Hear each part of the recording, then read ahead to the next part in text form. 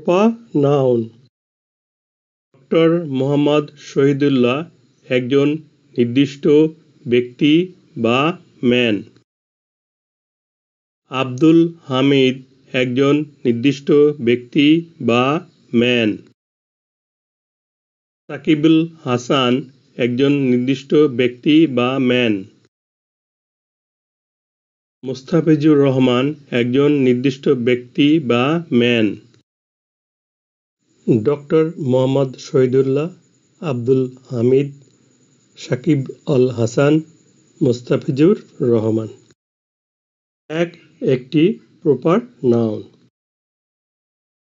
এই প্রপার নাউনগুলোর একটি সাধারণ বা কমন নাম হল ব্যক্তি বা ম্যান। অতএব ব্যক্তি বা ম্যান একটি কমন নাউন।